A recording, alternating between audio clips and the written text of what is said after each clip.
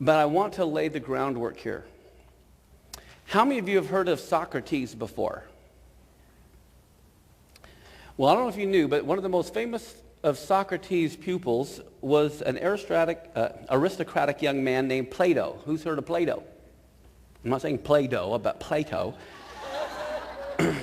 Plato was born in 428 BC. Okay, so Plato is right around the book of Esther. All right? That's when Plato lived. And he lived in Athens, Greece.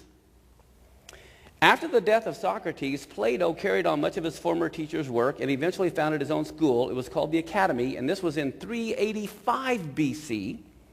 The Academy would become, in its time, the most famous school in the classical world, and its most famous pupil was Aristotle. You guys heard of Aristotle? Okay, remember Daniel's vision. You had, Alexander the Great. You have the Greek Empire taking over, and Greek thinking and Greek mindset. This was all before the Messiah. Now, Alexander the Great lived from 356 BC to 323 BC. Now, the Gentile believers, now I'm going to fast forward to Yeshua's age, 300 years later, Gentile believers that had a Greek mindset had a hard time believing that Jesus was human as well as divine. Okay? Now, did you catch that? They had a hard time believing that Jesus was actually human. They thought he was only divine. Because in Platonic thought, the spirit was all important. See, this is Greek philosophy when you think that way. And the body was only a prison from which one desired to escape. So heresies developed from a uniting of this kind of Platonic thought in Christianity, where people think the body is evil and bad. And it's going on even today.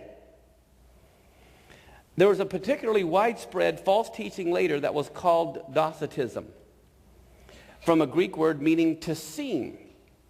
And what that held was that Jesus was actually a spirit who only appeared to have a body. In reality, they say he cast no shadow and left no footprints. He was God but not man. So this is what a lot of the early Gentile that didn't have a foundation in Torah, that's some of their thinking. That's what they were thinking because they were steeped in Greek thought back then. Then there was another heretical teaching that was called Gnosticism, and that's from a Greek word meaning knowledge. Like agnostic. Okay, they don't know for sure. And what Gnosticism held was that all physical matter was evil, the spirit was good, and only the intellectually enlightened could really enjoy the benefits of religion. And so both of these groups found it hard to believe in a Savior who was fully human. So back then, for most of the early Greek mindset, and when they became believers, that's what they had been steeped in for 300 or 400 years, so that was their mindset that they had to overcome. Today it's harder to do the opposite, trying to convince people he's really divine rather than human. But back then, that is what the thinking was. Now I want you to follow Paul's thinking here, and you're going to see how Paul's thinking evolves. In 1 Corinthians 9:22, Paul says, "To the weak became I as weak, that I might gain the weak. I am made all things to all men, that I might by all means save some." So early in his ministry, he believed that he had to become all things to all people in hopes that he might win some. How many of you heard that verse before? Did you know Paul changed his mind? Okay, I'm going to show you from the scriptures that. First, let's go to Acts 17, verse 15 through 18. It talks about how those who went with Paul took him as far as Athens. Okay, and what country is that in? Greece. And then they went away. Okay, so Saul is by himself in Greece, and they went away with orders from Saul to Silas and Timothy to come to him quickly. Now, while Paul waited for them, so Paul is by himself, he's waiting for Silas and Timothy, and he's waiting for them in Athens, which is Greece. So think of a Greek mindset. It says Paul, his spirit was provoked within him when he saw that the city was given over to idols. Therefore, he reasoned in the synagogue with the Jews and with the Gentile worshipers. Did you see the Gentile worshipers were in the synagogue? Did you notice that there? Okay, they had plenty of places to meet, and the Gentiles, it's not like they started their own church. They went to the synagogue. That's where they learned. And here they are, learning in the synagogue. And then it says, and he also met in the marketplace daily with those who ever happened to be there. Now look at this. It says there were certain Epicurean and Stoic philosophers encountered him. How many of you have ever studied the Epicurean or Stoic philosophers? Anyone studied those? We're going to take a look at what they believe. So I want to put you back in time so you begin to understand the mindset that was going on back then. And some of them said, what does this babbler want to say? And others said, why, he seems to be a proclaimer of foreign gods because he preached to them Jesus and the resurrection. Well, you'll notice the word babbler means seed picker, all right, like a crow. In other words, he's a freeloader. That's what they thought Paul was, just a freeloader. He hangs around the open markets to live off the scraps. That's what the word babbler means there. Now, let's take a look here at Epicureanism. Epicureanism started around 300 BC, and the Epicureans said that the best way to be happy and not sad was not to want anything.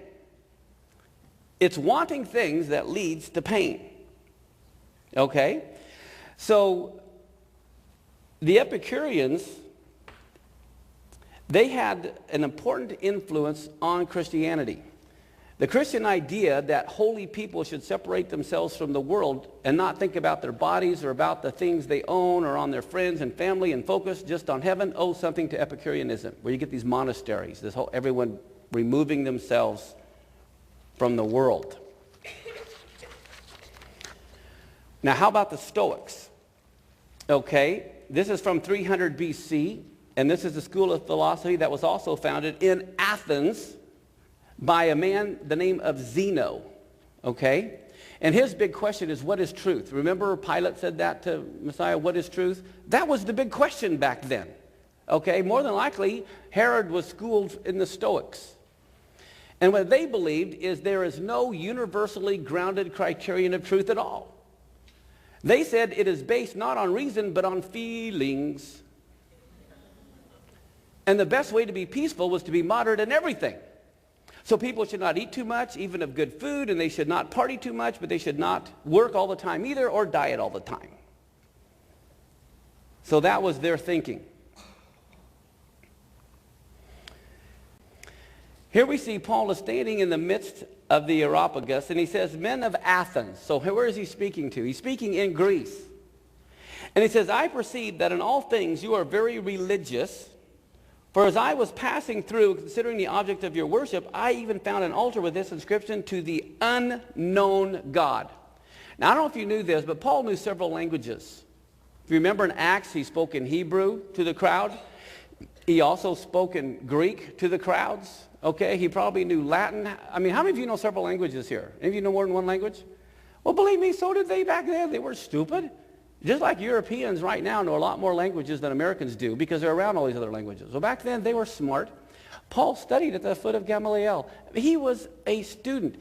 He read a lot of the stuff probably from Plato. He read a lot of the stuff from Aristotle. He went to the academy. He went to his college. He read all of these works. That was the thing of the day. Now, Paul at the beginning said he wanted to be all things to all people, right? So look what he did. Here he's trying to be Greek. He's trying to out-Greek the Greeks. Is what he's going to try to do here.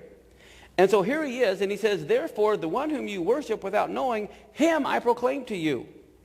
God, who made the world and everything in it, since he is the Lord of heaven and earth and does not dwell in the temples made with hands, nor is he worshipped with men's hands as though he needed anything, since he gives to all life, breath, and all things.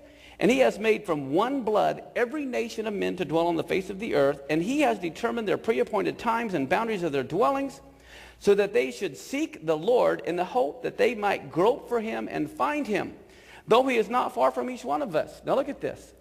For in him we live and move and have our being, as also some of your own poets have said, for we also are his offspring. So who is he quoting? He's quoting the philosophers. This comes from Aratus from Cilicia in 300 BC. His best known work is a didactic poem from the Phenomena or Astronomy, and this was to Zeus.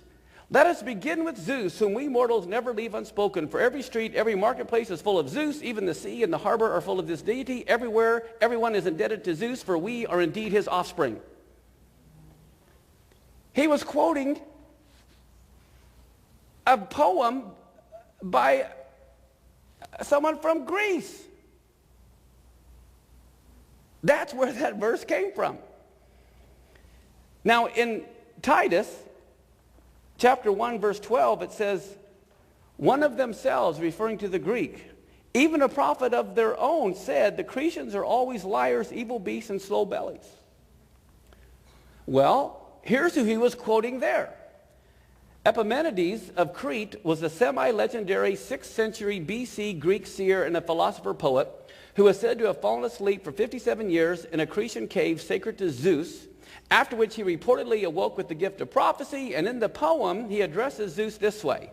They fashioned a tomb for you, O holy and high one. The Cretans are always liars, evil beasts, idle bellies, but you are not dead. You live and abide forever, for in you we live and move and have our being. That's where he got it from, and he even tells you he's getting it from them. He was talking about Zeus. Go back and look historically. That's who he was quoting. Was that Zeus was mortal. Epimenides considered Zeus immortal. So I'm just showing you the text that Paul was quoting from, guys, and he even admits he's quoting it.